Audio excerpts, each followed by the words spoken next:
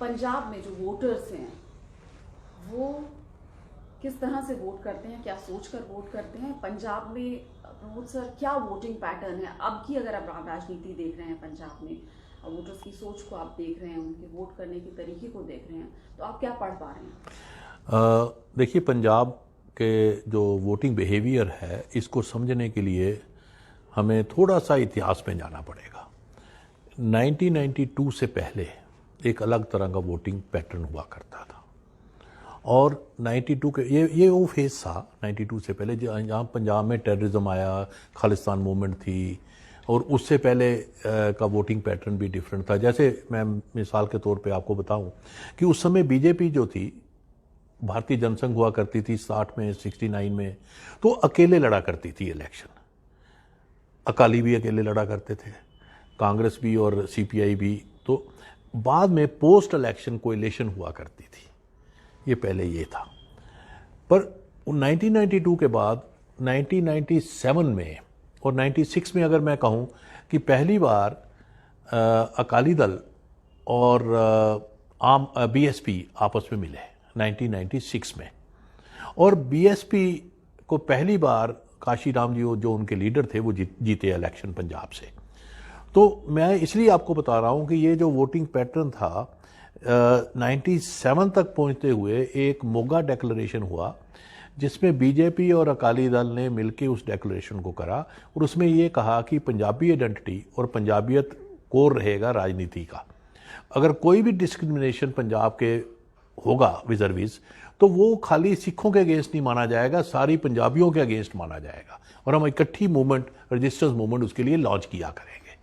ये 1997 का रिजॉल्व था।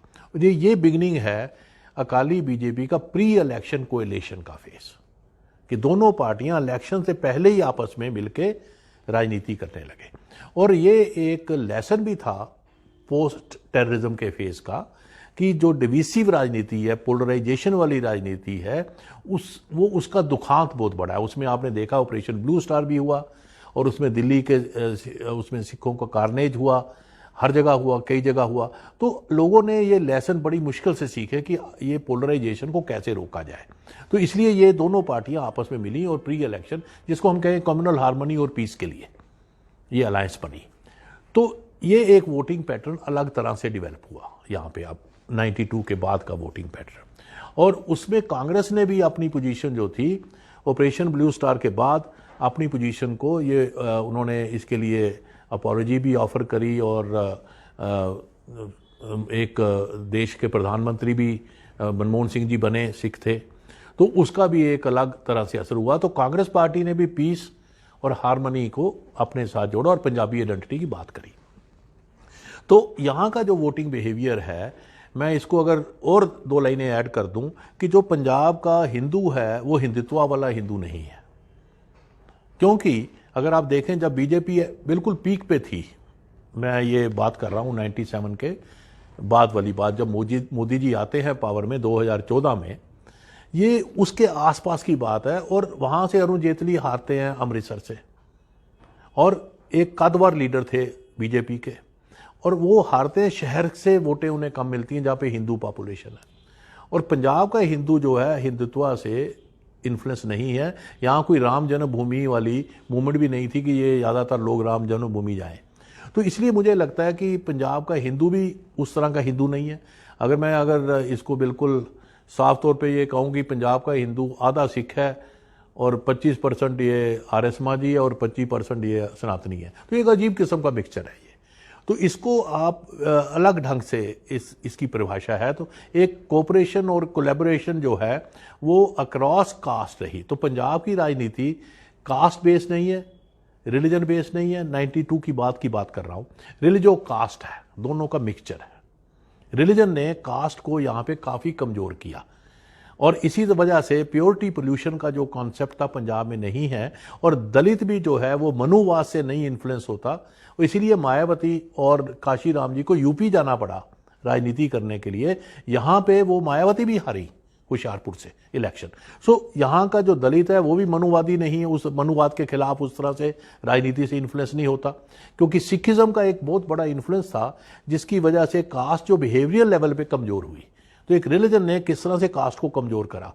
तो ये एक राजनीति में आपने देखा कि जो अकाली दल था उसमें अगर मैं 11 इलेक्शंस का आपको बताऊं तो 6 इलेक्शन में दलित कॉन्स्टिट्यूएंसी जो रिजर्व्ड है उसमें ज़्यादा एमएलए अकाली दल के पास आए और 5 में कांग्रेस के पास आए, और फिर उसमें कुछ एमएलए बीजेपी के पास भी गए, लेफ्ट के पास भी गए, बीएसपी गए। तो इसका मेरा कहने का सिर्फ ये मतलब है कि हर पार्टी में हर तरह के लोग गए। इसको हम कहते हैं कैच ऑल अप्रोच। सारी पार्टियों की कैच ऑल अप्रोच थी कि अकाली दल में जट सिख भी है, अकाली दल में हिंदू भी हुआ। कि जैसे 2012 का इलेक्शन अकाली दल इसलिए जीता कि उसने पहली बार 11 हिंदू खड़े करे सीटों पे और जिसमें से 9 जीते। हालांकि उसका अलायंस बीजेपी के साथ था, फिर भी ये किया। तो इसी तरह से वहाँ पे जाट भी मिलेंगे आपको, हिंदू भी मिलेंगे, दलित भी मिलेंगे, अलग अलग दलित की जो सब कास्ट है वो भी मिलेंगी। इसी तरह कांग्रेस में भी आपको हर तरह के मिलेंगे, तो इसी तरह से बीजेपी में भी। तो इसलिए एक्सक्लूसिव कैटेगरीज ऑफ मोबिलाइजेशन जो कास्ट या रिलीजन की पंजाब में नहीं एग्जिस्ट करती। तो इंक्लूसिव राजनीति हो सकती है। और इससे मेरा कहने का भाव ये है कि अगर किसान भी आज सोचें कि ये जब एक्ट रिपील हो गए और वापस आके इलेक्शन लड़े यहाँ पे, तो उनको भी कोई ज़्यादा कामयाबी नहीं मिलेगी, क्योंकि एक्सक्लूसिव राजनीति नहीं है यहाँ। यहाँ आप उनको राजनीति अगर करनी पड़ेगी तो उनमें उनको जो यूथ भी है, जो सर्विस सेक्टर वाले लोग भी है, जो उनमें आपके उनका सबका एजेंडा लेना पड़ेगा, चाहे एग्रीकल्चर का, इंडस्ट्री का है, ट्रेड का, सब लेना पड़ेगा। तो फिर ये आप किसान पार्टी ना रह के सबकी पार्टी बन जाएगी। और दूसरी बात, अगर ये किसान आके इलेक्शन लड़ते भी हैं तो 1966 के बाद पंजाब में अगर कोई जिसने रूल करा है वो तो एग्रीकल्चरिस्ट ने ही करा है, किसानों ने ही करा है। अगर उनकी मेजोरिटी अगर आप देखें, ये तो सिर्फ पिछले इलेक्शन में अगर आप देखें, पिछले 2 इलेक्शन में जो एग्रीकल्चरिस्ट थी उनकी इलेक्शन में उनकी हिस्सेदारी कम होती गई। और उसके बाद ये 3 एक्ट आ गए तो उनको लगा कि हमारी इकोनॉमिक हेजमनी और पॉलिटिकल हेजमनी दोनों टूट रही हैं। और ये पिछले 5-7 सालों में ही बात होने लगी कि यहाँ का चीफ मिनिस्टर दलित होगा या हिंदू होगा या डिप्टी चीफ मिनिस्टर होगा, तो कोऑप्शन की स्ट्रेटजी चली। और इसमें अगर आप एक फॉल आउट देखें, वो क्या हुआ कि जब ये कांग्रेस का कन्फ्लिक्ट कैप्टन अमरिंदर सिंह जी के जो रिजर्वीज उन्होंने शुरू हुआ, जो उनको हटाना था, तो उसमें उन्होंने पहले नाम अनाउंस किया। एक हिंदू लीडर है, हिंदू जेंटलमैन है, सुनील जाखड़ है उनका नाम। और अगले दिन तक शाम तक कह दिया कि हिंदू चीफ मिनिस्टर नहीं बन सकता, खाली सिख बनेगा। और हम इसको कहते हैं कि अगर ऐसा अनाउंसमेंट कांग्रेस ने उस समय किया तो ये पंजाबी सूबा जब था 1966 से पहले, ये वो डिस्कोर्स था कि उसको अलाइव किया, पोलराइजिंग डिस्कोर्स। फिर उसके बाद एक जाट सिख को इन्होंने अनाउंस करा और उनको भी शाम तक नाम हटा के और एक शेड्यूल कास्ट चीफ मिनिस्टर बना दिया। तो जिस ढंग से बनाया उससे एक रिवर्स कंसोलिडेशन इन ग्रुप्स में होने लगी, जो आज तक रिलीजियो कास्ट कैटेगरी पंजाब में कभी भी एक्टिवाइज नहीं हुई, जो कि इस डेवलपमेंट से इन्होंने एक्टिवाइज कर दिया the sense of discrimination in the public domain. ये पहले कभी नहीं हुई थी, एग्जिस्ट करती थी। मैं नहीं कहता वहाँ पे कास्ट जो हायरार्की है नहीं है, पर उसको एक्टिवाइज करना पब्लिक डोमेन में, उसको हम सांप्रदायिकता ही कहते हैं, पोलराइजिंग की राजनीति कहते हैं। तो इस इलेक्शन में एक ये नया फैक्टर जुड़ा है, जो कि पहले कभी किसी इलेक्शन में रिलीजियो कास्ट कैटेगरीज अपने आप में इस तरह से प्रेडोमिनेंट नहीं हुई थी, जो अब इस तरह हो रही है। और आमतौर पे आपने देखा होगा, ये कहा भी जा रहा है कि दलित चीफ मिनिस्टर बना तो दलित वोट कंसोलिडेट हो जाएगी, उसको फ़ायदा होगा, कांग्रेस इसको भी मार्केट कर रही है। पर मुझे नहीं लगता ऐसा, क्योंकि जिस तरह से जो हमारे शेड्यूल कास्ट जो वोट है वो तो अलग अलग पार्टियों में बटा हुआ है। कुछ साइकोलॉजिकल स्पिन ऑफ जरूर मिल सकता है, उसका एडवांटेज जरूर मिल सकता है, पर मुझे नहीं लगता कि एक तरह से एक्सक्लूसिव राजनीति दलित की या एक्सक्लूसिव राजनीति हिंदू की या जाट की यहाँ पॉसिबल है शुरू होने की। डिस्कोर्स है, पर मुझे नहीं लगता कि ग्राउंड रियलिटी पे शायद इस तरह से वो अनकवर करेगा। उसका इफेक्ट है, पर इतना नहीं है कि भी वो बिल्कुल एक्सक्लूसिविटी हो जाए और अपनी अपनी डिमांड की बात करने लगे। और दूसरी बात, आम आदमी पार्टी के आने से एक जो पंजाब की राजनीति में नई डिमेंशन आई, जिसको हम कहते हैं फ्री बीज और डोल्स की राजनीति।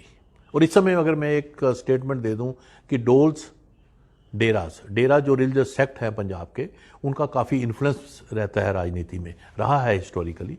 और तीसरा है ड्रग्स का जो एक डिस्कोर्स है कि पंजाब में ड्रग ज़्यादा है और पॉलिटिकल पार्टी प्लेज करती है हम इसे हटाएंगे। तो इस इलेक्शन में डोल, डेरा और ड्रग्स तीनों ही डीमोनेटाइज्ड करेंसीज है।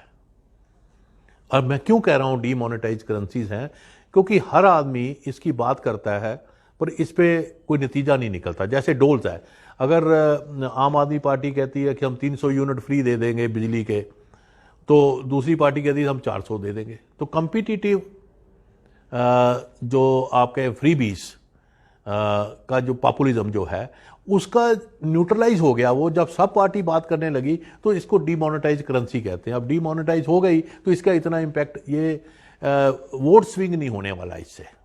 तो it has become now almost A curve which is a flattened curve.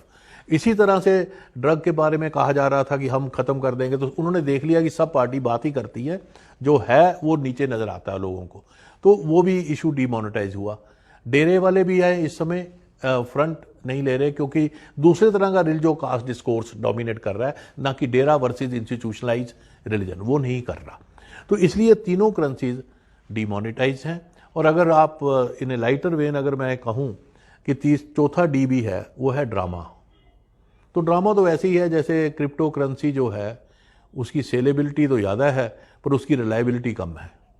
तो ये ड्रामा जो सिद्धूइज़म जिसको हम कहते हैं कि पंजाब की राजनीति में आया है, पर इस जो ये थिएट्रिकल रिलीफ लोगों को मिलता है, ये वोट स्विंग शायद नहीं कर पाएगा, क्योंकि वोट स्विंग जो होता है रियल इश्यूज़ के साथ जुड़ के होता है।